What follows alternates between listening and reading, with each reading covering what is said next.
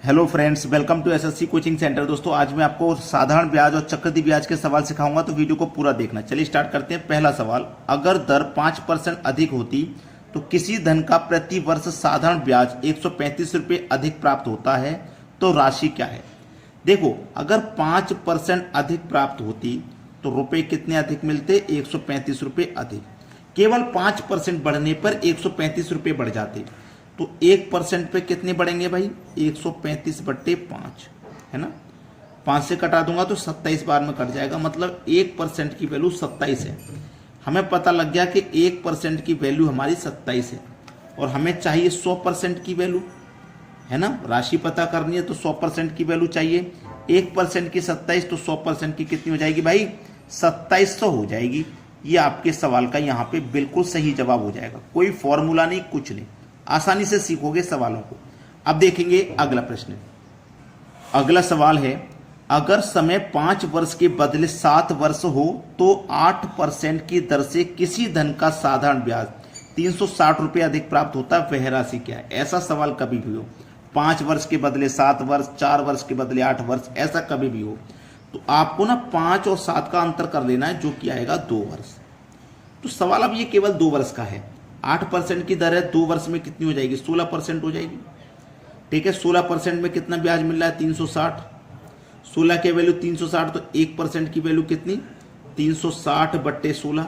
और हमें चाहिए राशि का मान, यानी कि 100% का मान, तो सीधे यहीं पे 100 से गुना कर दो। ठीक है, 4 से कटा दूंगा 4 बार में, और 4 से इसको कटा दूंगा, ये 25 बार में कटेगा। 4 से कटा दूंगा 4 × 36 और 1 0 90 बार में। ठीक है, अब 25 का गुना 9 से कर दूंगा तो ये 225 हो जाएगा, और एक ये वाला 0 तो 2250। ये आ जाएगा सवाल का सही आंसर।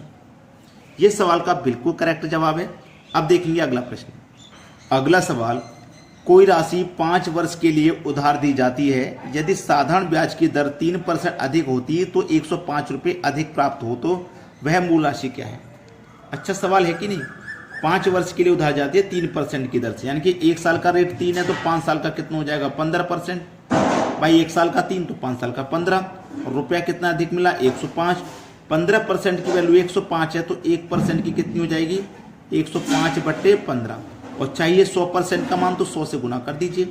15 से 105 कटेगा 7 बार में, 7 का गुना 100 से कर दो तो ये आ जाएगा 700 रुपये। ये सवाल का हो जाएगा यहाँ पे बिल्कुल सही जवाब। सभी बच्चों से कह रहा हूं, आप वीडियो को लाइक नहीं कर रहे हो, गलत बात है। वीडियो को सभी बच्चे लाइक करें, जितने भी बच्चे देख रहे हैं लाइक का बटन दबा दें। अब देखेंगे अगला सवाल। अगला सवाल है, 8% साधारण ब्याज की दर से कितना धन 5 वर्ष में 11,200 रुपये हो जाएगा। 5 वर्ष में कितना धन, अच्छा सवाल है। ठीक है, देखिएगा कितना हो जाएगा, 11,200 5 वर्ष में। चलिए, 1 साल का रेट हमारा कितना है, 8%, तो 5 साल का कितना हो जाएगा, 8 × 5 = 40, यानी कि 40% का रेट हो जाएगा। अब 100 में 40 जोड़ दो तो 140, तो 140 से यहाँ भाग कर दीजिए, या फिर अब मैं ऐसे लिख सकता हूँ कि 140 फिर बराबर में हमारा वही 11,200। तो 1% की वैल्यू निकालने के लिए क्या होगा, 140 से इसमें भाग हो जाएगा। 11,200 में 140 से भाग हो जाएगा, 1% का मान निकल के आ जाएगा। वही तो करा रहा हूँ मैं, सीधा यहीं पे कर दो, 11,200 में 140 से भाग कर दो। ठीक है, क्लियर हो जाएगा। 100 से गुना कर दो, 0 से कटा दूंगा मैं 0, 2 से कटा दूंगा 7 बार में, और 2 से इसको मैं कटा देता हूँ, इसको कटा देता हूँ 2 से, तो 2 × 5 = 10, 1 बचेगा 12, 2 × 6 = 12 और 1 0। ठीक है, 7 × 8 = 56 और 1 0। 8 का गुना 1 से करो 8, 2 0 ये और 1 0 ये, कितने हो गए, 3 0 हो गए। सवाल खत्म हो गया, 8,000। ठीक है, ये आपके सवाल का बिल्कुल सही जवाब है। अब देखेंगे अगला प्रश्न। अगला सवाल है, चक्रवृद्धि ब्याज पर रखा गया धन 15 वर्षों में स्वयं का 27 गुना हो जाता है, 25 वर्षों में यह कितना गुना बन जाएगा। अच्छा सवाल है, ये बेहतरीन। ये चक्रवृद्धि ब्याज का सवाल है, गुनागुनी वाला। देखिए, आपको गुनागुनी वाला सवाल कभी भी मिले तो एक तरफ तो समय लिख लीजिए जो वर्ष है, दूसरी तरफ गुना लिख लीजिए जितने गुना दिया गया है। ठीक है, चलिए, वर्ष का आपको करना है पहाड़ा और गुना की करते हैं आप घात। ये याद रखना, कितना वर्ष है, 15 वर्ष। ठीक है, 15 वर्ष। 15 वर्ष में कितना गुना है भाई, 27 गुना। यही तो है, 27 गुना। 15 वर्ष में 27 गुना है। अब 27 गुना है तो 27 की पावर 1 का मान 27 हो जाएगा। समझना, सवाल को समझना जरूरी है।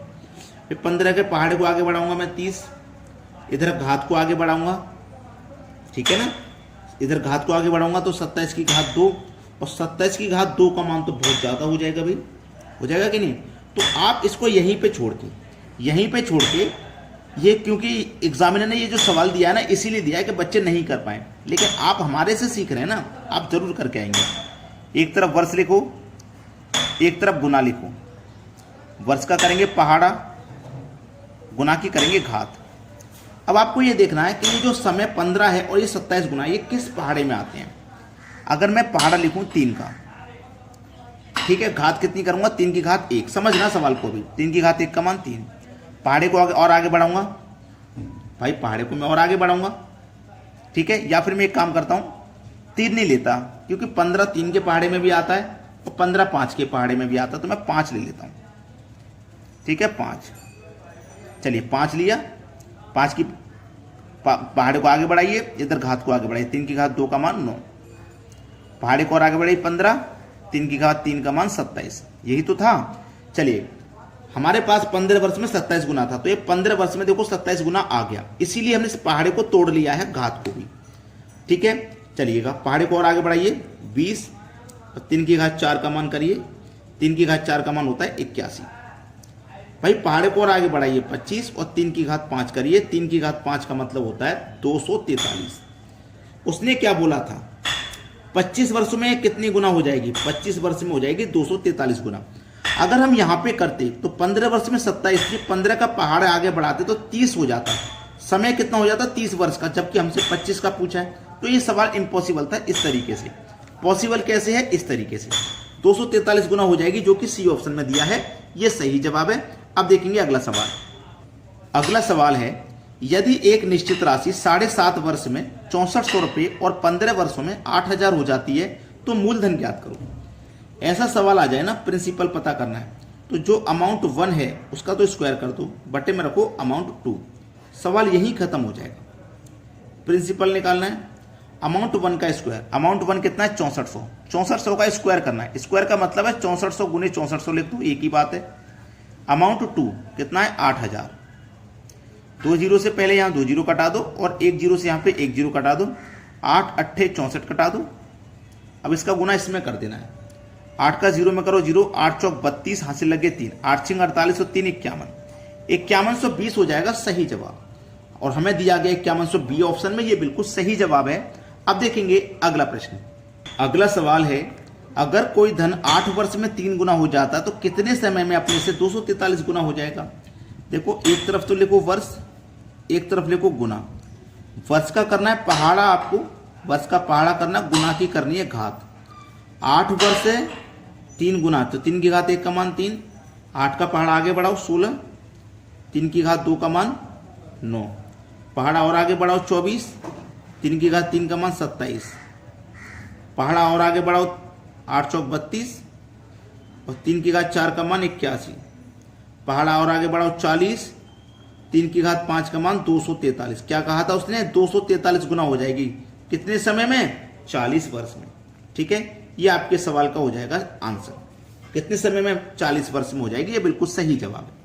अब देखेंगे अगला प्रश्न। अगला सवाल है, कोई धन चक्रवृद्धि ब्याज से 15 वर्षों में 2 गुना हो जाता है तो कितने समय में यह अपने से 8 गुना हो जाएगा। दोस्तों ये सवाल होमवर्क है, सभी बच्चे इस प्रश्न का आंसर मुझे कमेंट में देंगे, क्योंकि ज्यादा मुश्किल तो है नहीं, करके मैंने बता दिया है। और जिन बच्चों ने वीडियो को लाइक नहीं किया है उनसे मैं कहूंगा सभी बच्चे वीडियो को लाइक जरूर कर दें।